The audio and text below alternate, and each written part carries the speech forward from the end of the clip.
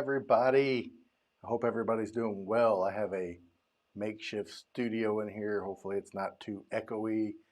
Let me know if the sound's good, if I need to do something before we get started for the podcast. I'm in a hotel. I'm not trusting my Wi-Fi very much, so I might keep it a little short. I did what I could in here to make it not look so much like a hotel at all. I'm down to one screen instead of two big screens. Well, my laptop screen and a bigger monitor at the house, so I'm just all kinds of places out of sort for this live stream. But thanks so much everybody for um, hopping on here, Chris and Mikey and got the guys at Pepper Tree Villa. Thanks so much, Holly. Thanks for hopping in here. I'm having to look down here at my screen. It's a little ways away to kind of get the right camera angle, so please forgive me for that. Let me know how the audio sounds. I got a new mic set up. Plus two, I'm in a hotel bathroom. It sounds a little echoey to me, but when I did some recordings and playback, it sounded fine. But again, just let me know, how everything looks and sound, because you guys are my eyes and ears out there, and I trust your judgment on that. Before I get too deep in the podcast and it's sounding terrible, just a little bit of feedback would be greatly appreciated. Hope everybody's doing well on this Wednesday, first full week of October. I know it feels like the weather's starting to change all over the place, and I really feel like I'm flying blind tonight, and probably because I am. I don't have everything like I normally do. I'm just not as confident in the setup or that. So please forgive me for that. But I'll give some time to see if anybody comes through here and lets me know how it sounds. So I haven't seen any comments roll through for a second, so I'll make sure it all sounds good. I might not even be on. Who knows? Says I'm live. You guys just let me know how everything is before we get started. Make sure it all looks good, sounds good, and that kind of thing. I really appreciate your feedback. Like I said, there's some latency on here. It's just kind of getting worried. It's like things just completely froze up. So, if anybody, the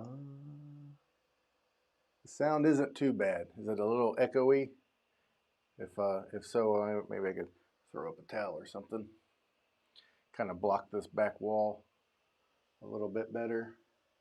It don't take a whole lot. Maybe that'll help. My MacBook is buzzing like crazy. It's the Intel. It's the last of the Intel MacBooks. So the fans in there is like friggin' shield helicarrier, just trying to keep everything cool. So if it's not too bad, I'm just going to roll with it and try to fix everything in post. So sounds pretty good. All right, we'll just roll with that. Like I said, this won't be a terribly long episode because, like I said, I don't feel like I'm on solid ground here. So, and first live stream I ever done in a bathroom. I believe this may be called a Luis, because YouTube channel, Mr. Camera Junkie, Luis, a friend of mine, once did a stream from a bathroom. So, all right, we'll get started. Thanks, guys.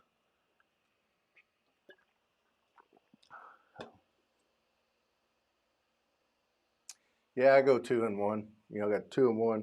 I got the beard shampoo and conditioner, and then you got to lay in some thick beard butter when you're done. Have some nice apple scented stuff. Chris, I can send you the guy on Instagram that I get it from. It's pretty good. He home makes it, small batches. Got a little company. I can't even think of the name of it.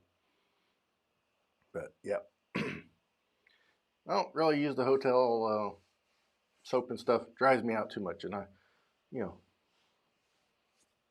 I got all this going on, so I got to keep it on point. But thanks, guys. All right, thanks, Ken. Sounds pretty good. All right, we'll get started with the recording of the podcast. Well, hello, everybody. Welcome back to Christmas Clatter. As you can tell, I am not in my studio. I am in a hotel room, actually in the bathroom, because it was the place I could get the best shot with the best sound and blocks out the most amount of noise because of everything going on else in the hotel. Pretty good Wi-Fi signal in here. So if it sounds different on YouTube or in the podcast, that is why. And if you're listening on the podcast, hopefully by then I can work some audio editing magic and make it sound spot on. So just forget I ever said anything. For those that don't know and haven't seen, I am in Frankenmuth, Michigan, visiting Bronner's, the world's largest Christmas store. And really the town itself, because this town's only like 5,000 people. And I would think there would be as much to do around here as there is. The Christmas store is, a big part of the town, and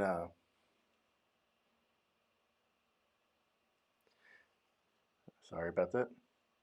So, alrighty, thank you guys. I'll edit that part out of the podcast. But the store is a big part of the town, but the town's kind of rallied around, this German heritage of the town.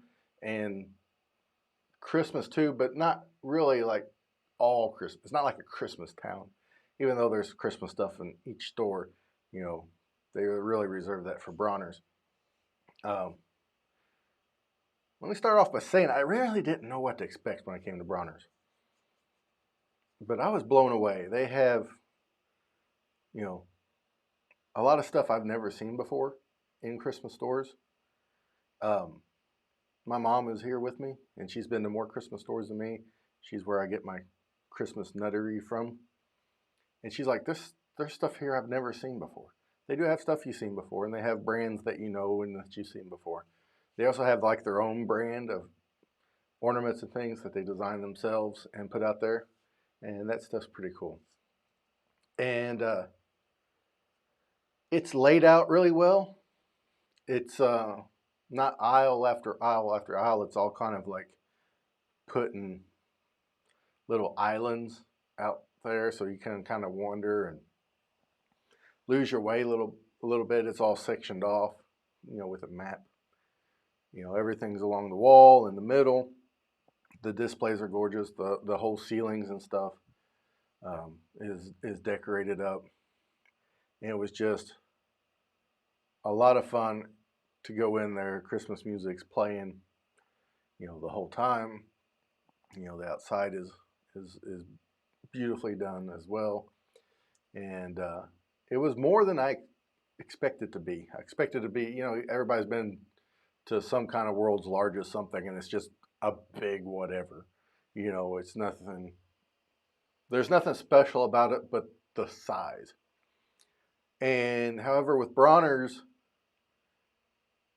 there's a vibe in there and a feeling in there that is different. I've been in a lot of Christmas stores that feel cold and like Christmas is just a business, but you get a genuine sense of Christmas love in the store, and that comes, from the employees, and I'm sure that comes down from leadership and from the founder, Wally Bronner, who's no longer with us, but his family, still remains vital to the leadership of the store. As far as like prices, Christmas stuff can be expensive, especially when you get to like Christmas villages and those kinds of pieces. However, I was expecting like some serious like markup for whatever reason, and it's not. There's certain things you look at and you're like, wow, that's actually a pretty fair price, if not, if not maybe a little bit cheaper than I would expect, or a little bit less expensive than I would expect. There's other stuff I look at it and I'm like, nah, that's just too much for this. but that's every store. Yeah, there wasn't a consistent, markup of prices on anything. Most things were right around what you expect. Certain things maybe a touch higher than you expect or a touch lower, but pretty fair pricing. You figure being an attraction to uh, people that just love Christmas, that Bronners would take advantage of that in their prices, and they don't seem to have that. So as a store, of itself, it's worth coming to visit at least once to see, if not uh, more than once, because I'm sure, keeping up with the trends, and especially if you have collections that you want to start or keep up with, it's the place to be. You can order it through their catalog or what have you. They also have a replica, a life-size full replica of the St. Nicholas Chapel, in which the song Silent Night was first written and performed at in 1818. And it's on the property as well. And it's really cool. It's not, I never really dug into what the chapel looked like in Austria, but it's not what I expected. It's much, much smaller, but it was cool. It was really nice. They have signs out there. They have like the first verse of Silent Night written in like, I want to say like, was it 300 different languages? It was wild, And one thing that did make me laugh about the Silent Night chapel, which probably shouldn't, is they have like 300 languages, and then inside the chapel they have a list on the wall of the languages that they don't have available, and they're looking for somebody to, give them the translation in that language. It made me laugh because I'm like, why don't you just Google them and find them, instead of having someone come and make those. But maybe they want a little bit more personal touch than just somebody sitting down and curating them off the internet. Maybe they're looking for a little personal connection in the song. But it just kind of made me chuckle. But one thing that I kind of was clued in on, because every time I said something to someone about coming to Bronner's, I know Art from Cozy Christmas and Bookshelf Odyssey told me this, and a few other people. They're like, yeah, Bronner's is cool, but the town's really cool. It's like the town's like the hidden, part of the trip, of the attraction, and it really is. It's really neat. It's like I said, it's a small town. Everything's on Main Street, and a lot of stuff's in walking distance. And if not, there's public parking that's easy to get to, that can put you within walking distance of most things. If not, just move a little bit, and then you'll be walking distance of all that. And there's all kinds of shops, from cheese shops to gift shops to like I said, the German heritage is big in this area, so they have all kinds of like places that make like authentic German sausages and food and all kinds of treats that you expect at like touristy places, like the place that makes the homemade fudge and taffy, and all kinds of candy stores and little like gift shops and general shops that have all kinds of the trinkety trinkets that you can buy at tourist places. There is a few like outside of town.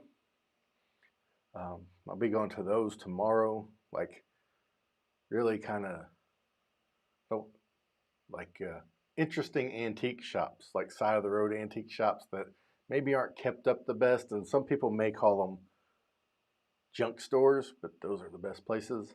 So I'll be hitting those up probably tomorrow. I can't wait for that.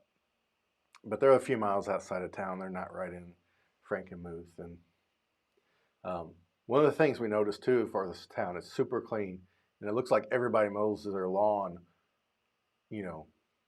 at the same time. And I was saying, I think there's like some seedy underbelly mafia stuff going on here, because it's like all the stores are super nice, and you can kind of see some overlap of their products, like they all get it from the same place. And so it's like the the Stepford Wives of towns, where it's just like you think it's like this quaint little Hallmark-esque little town, but underneath there's like a brewing, you know, uh, subculture of crime and stuff. I doubt it, but it's just kind of like this is a little bit too true, good to be true, but who knows? And speaking of food, let's talk about food. Food's a big deal, especially around the holidays and especially around the days. You know, I'm from the South. I'm in Michigan. This is as far north in the United States I have been. So let's talk about the food. I've been out west. I've been to California a few times. California has good food if you eat Mexican.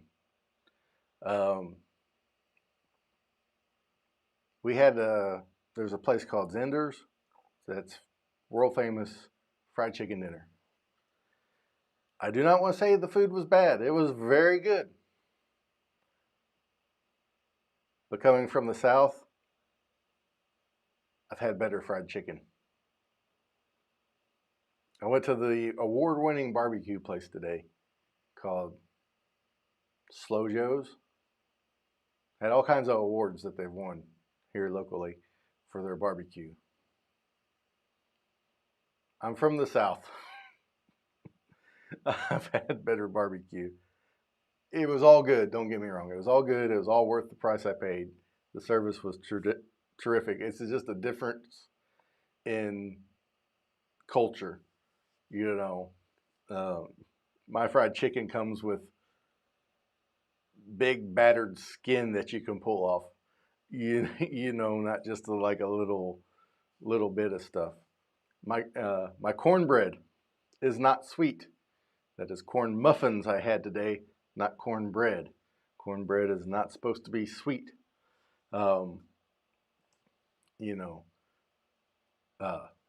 It's just like I said, it's just a difference in cultures. The food here in general is terrific. It's just I have to remember where I'm at. I'm up north. I'm not in the South where everything is just layered with salt, sugar, and seasonings and just deep fried to perfection. That's just not what happens around here. One thing I noticed traveling with my wife back and forth from Missouri to California, everything in Missouri that has like jalapenos in it is called Southwest. And then in California, anything with white gravy on it is considered country. So it's just a difference in food cultures. Of course, I grew up on it. I prefer my food from the South. And that's just the way it is. It's like I told a lady today, sweet tea in the South can double as your pancake syrup. And they just don't quite have the same culinary habits around here. But like I said, I don't want to shortchange the food. It's all been very, very good. It's just a personal thing I have to get past, to remember where I'm at and adjust accordingly. And I can't wait. I can't wait to get back to Missouri to eat. Tell you the truth. No, I'm just joking about that. But overall, Frankenmuth, Michigan, and Bronner's is a fantastic place to visit. To bring kids, they have a hotel with a big indoor water park. So it's available year round, even in the cold Michigan winter. I don't know if there's much else for kids. They do have a little river boat. You're very close to Lake Huron. I think it was like 30 minutes, 40 minutes away, something like that, best I remember. So that's cool if you're into going out on the lake and doing all that stuff. You're not that far from Lansing, Michigan, and you're not terribly far from Detroit if you ever want to venture into Detroit. So if you make it a trip, there's lots of things to do, and if Canada opens up a little easier, I guess you could head over to Toronto pretty easy from here, but it's a very cool place. And like I talked on my Instagram live here the other day in case you missed it. It's kind of one of those places that in my mind's eye, if I could just kind of like dream out loud of not without having to figure out the logistics and the way to do it. This is one of those places like the first week of October it is great because the weather's perfect. It's getting cool, but it's not cold. It's not hot. The leaves are changing. There's all kinds of trees that are just as bright red around here. Not quite changing in the south yet, still a little too warm. But I could see this like tradition coming of first week of October, just kind of a slew of people that just love Christmas that are involved in this community here at Christmas Clatter, just kind of like coming together at Frankenmuth first week of October every year to enjoy each other's company, to have meals together, to shop together, to go into Bronner's together to get the things we need for Christmas, for our decorations, to have that last get together, that last huddle up, that last hoorah, before we really get eyeball deep into the Christmas, season. A lot of people have started decorating already. It's on our calendar to do it here real soon. But I can really see that being a thing. Like I said, it's just kind of a dreaming out loud. I don't know how to do it. Don't know how to make it happen.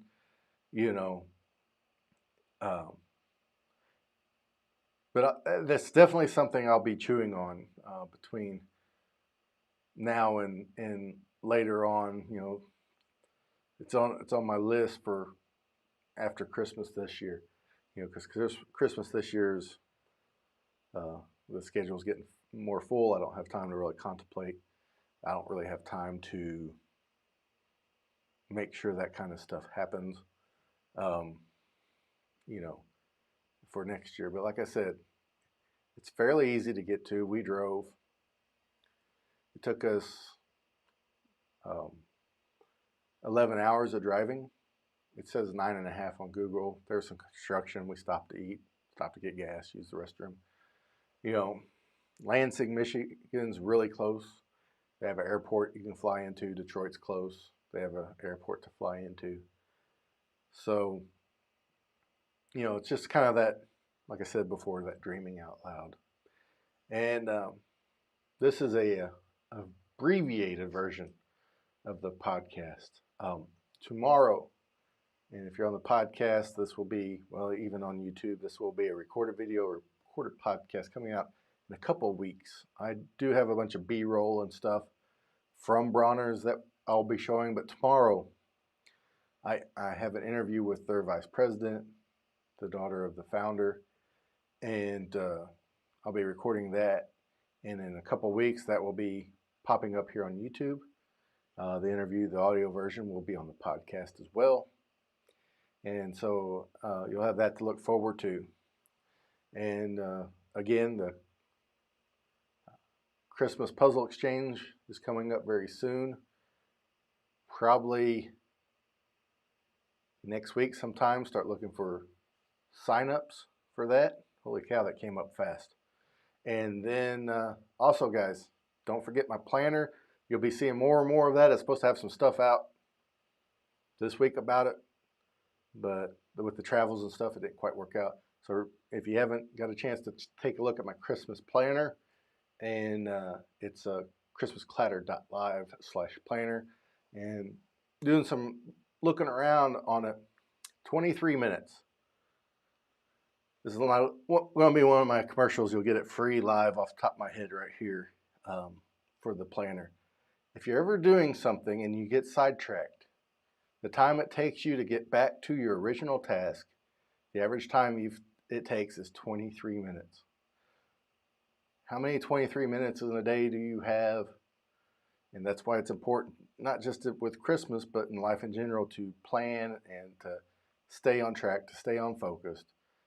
The holidays are especially important because there's so much going on and time gets so limited and short so fast. So, with the aid of a planner, and a little intentionality, you can save those 23 minutes. And you know, how many times do we get sidetracked? If you could save 23 minutes a day between now and Christmas, what is there, 85, 86 days, right around there? You know, do the math, 80-ish days times 23. I'm not going to do the math right now, but that's a lot of minutes. And so christmasclatter.live/planner to help you stay focused on task for this Christmas. As I explore Frankenmuth, Michigan, and Bronner's, definitely a trip you need to make at least once to check it out. If not, you know, every year just to be a part of Bronner's and all they have to offer. Guys, thanks so much for joining me here on Christmas Clatter Podcast. Again, this is just a short one. We're live on location here in Frankenmuth. And until next time, remember, keep Christmas hope alive every day. All right, guys, thanks for staying with me on the comments. I cannot read them. They are too far away and my eyes are too poor. But I saw Ken and Arnie and Ben and Holly popping through here. So my camera angles are going to get a little wonky. I'm just going to warn you so I can see some of these comments here. I really, really appreciate it. If you guys have any questions, just Q-colon them in the comments so I can see them easier. And I'll be happy to answer those the best I can. But let's see, sounds pretty good. Sounds good. Thanks, guys. I like. Thanks, babe. Yep. I took a picture of the bathroom itself. It probably looks way different than the picture I seen, but I'll post that on social media for everybody to see. I tried to do it beforehand, but it just couldn't work very well. So, hey Ben, I appreciate you hopping on here, man. Thank you, thank you, thank you. So video. Thanks, Ken. Ken's one of my go-tos for this stuff. So let's see. Yeah. Now this one here we have has the like the dispenser, you know, the big. I'm gonna need to look at the camera. The big tall dispenser like this, and you hit the button. But I brought my own just in case. I wasn't sure what they were gonna have. So yeah. Alrighty, guys. I love it when you guys talk to each other. That is fantastic because you know that's what we're trying to do here with Christmas Clatter is build a community of Christmas lovers, of people that enjoy each other's company and stuff. So I don't know, Ken. I don't know, Ken. I supposedly I ate at the best one today compared to what me and you are used to, brother. I can't honestly say that. I mean, like I told you today, I've had better fried chicken from a grocery store, and I've had better barbecue at several different places. Yeah, several west of towns. That's just me. I doubt it's like that, but that's just a disclaimer to get me out of here alive. No. So yes, cornbread should be savory. The proper way to do cornbread should not be sweet. Should have jalapenos in it. It should have sharp cheddar cheese in it, and it should have bacon in it. That's my opinion. That's the only way I'll accept it. No, I'll eat cornbread anyway. My grandpa, he used to take cornbread and put it in a glass and pour buttermilk over top of it, stir it around and drink it. I'm not quite on that level, but yeah. Yeah, that's the one thing. You can find a lot more foods in California. I know one thing Holly's said before is like when you go to a grocery store in Missouri and you go to buy like tortillas, there's like 3 different kinds. And you go to like Stater Brothers or Winn-Dixie, and then there's like a gajillion different kinds, like a whole aisle of tortillas. you know. So each area is different, and you know, California does have good food, especially Mexican food. You know, Miguel's Jr. I like, and Del Taco. I like my In-N-Out. I like In-N-Out a lot. Not Whataburger though. It's not quite as good as Whataburger. I'd say it. It pains me to say that, but Whataburger is a little bit better. So yeah, Kansas City does have great barbecue.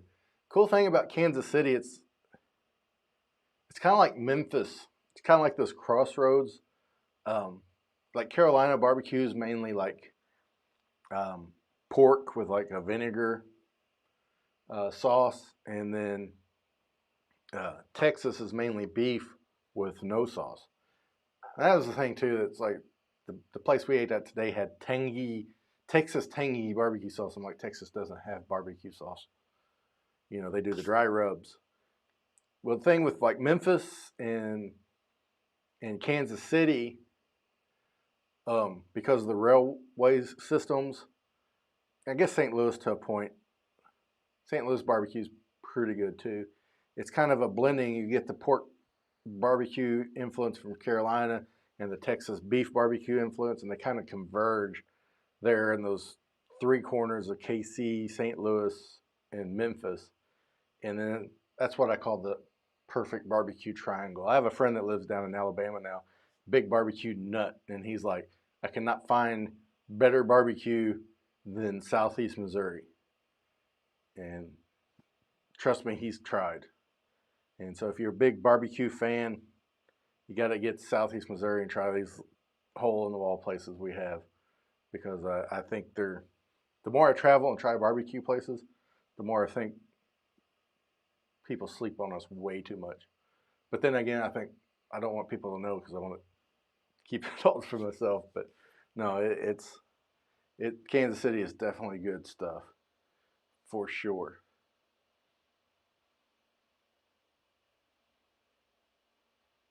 Yeah, Lee Summit. Yeah, that's just outside of Kansas City. You'll find good food there. Definitely, we'll find good food there. So, yeah, Ken, you're about as close as I am. I looked the other day on the map. I think just drive time. It didn't count stops. For us, it was like 9.5 hours. I think for you it was like 9:15. So you're about as close as us, believe it or not. So yeah, we could get a block of rooms at a Drury. I'm at a Drury hotel right now, guys. And this hotel is really cool. Drury's is actually, I guess they're all over the place. But they have a free hot breakfast, and they have what they call a snack at supper time. But the breakfast is, it's biscuits and gravy and potatoes and scrambled eggs and oatmeal and bagels and toast and cereal, just anything you would want for breakfast. They have it. And then like tonight we had supper here, and they had, of course, they had like hot dogs, but they also had nachos, and they had a big thing of chili. They had mixed vegetables and a salad. They had grilled chicken. They had noodles with Alfredo sauce and baked potato, and that was included with the room. So and this place it's not quite as centrally located. It's just right there on the north end of where everything is, but it's connected. So you can walk from here to lots of places, or drive down a bit, park, and hit every place. But yeah, the Drury is definitely a cool place. It's this may be one of the cleanest hotels I ever stayed in, too. Which clean with good food at a good rate, can't beat that. And then with the breakfast included and supper if you want, that can really save some money there. So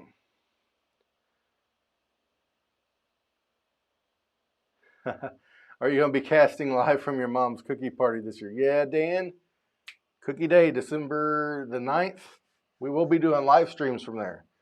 So, be looking out for that. For sure, I'll be doing lives.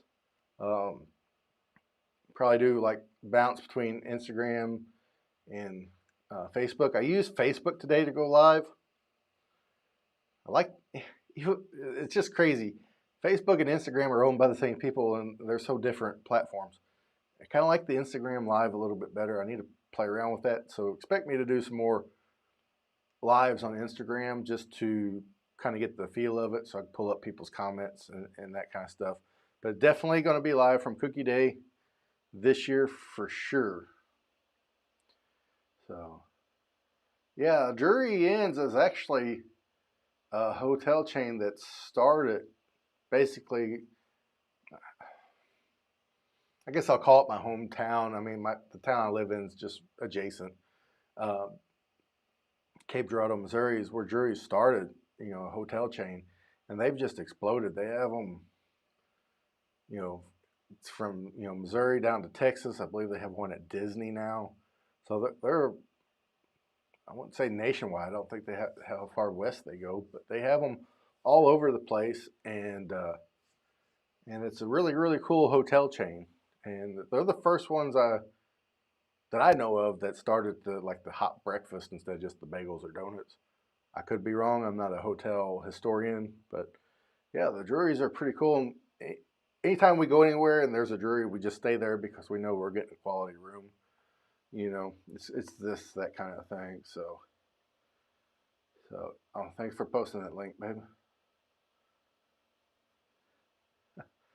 Thanks, Matt. I appreciate it. I appreciate it so much. That means a lot. Will there be a Merry Melee coming soon? To be determined. Thinking about switching up the format of the Merry Melee to be more conducive with the live stream format, because the old way I did the Merry Melee, some people would get a little crazy and didn't really fit the form of my show. I try to run a PG show, PG-13 tops kind of show, and some people in their competitive spirit would push that to maybe like an R rating, and all that would get edited down the best it could,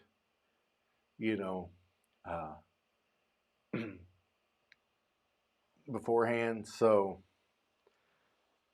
I'm working on a different format, something that's a little bit more controlled without so much crosstalk, because that's the other thing I try to do in the last couple episodes that I had, because of the recording issues I had with it.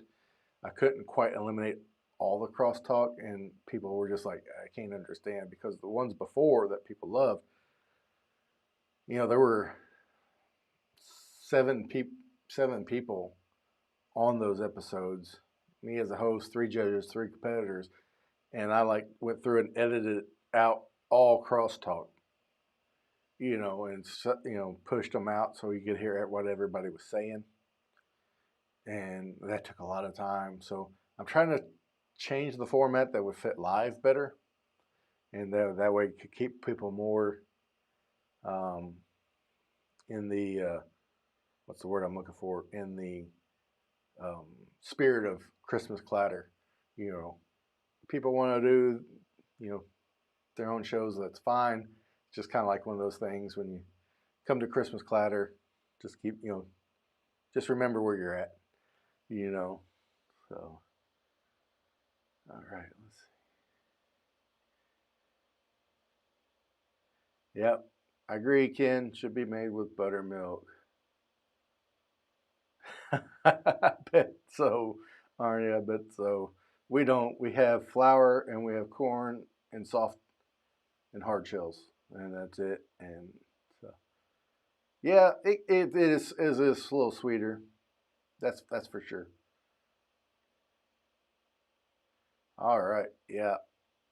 And actually, I'm working on something for next year for Cookie Day, but man, I really got to get to it, or I'm gonna fall behind. Oh, don't worry about being tardy, Jessica. No worries at all. No worries at all. Well, guys, I appreciate you hopping on here and sitting through this with me here in the bathroom of the Drury Hotel in Frankenmuth. Having a blast being up here. It's kind of getting to that point of the trip. I'm excited about my interview tomorrow with Miss Carol, and then anxious to get back home on Friday. Um, so we'll be back here next Wednesday. I'll have a special guest next Wednesday, Mr. Brian Earl from Christmas Past, talking about his book. So that'll be something really exciting to talk about. I love talking with Brian. He's one that's really helped me kick off my podcast journey back in 2019. So I definitely owe him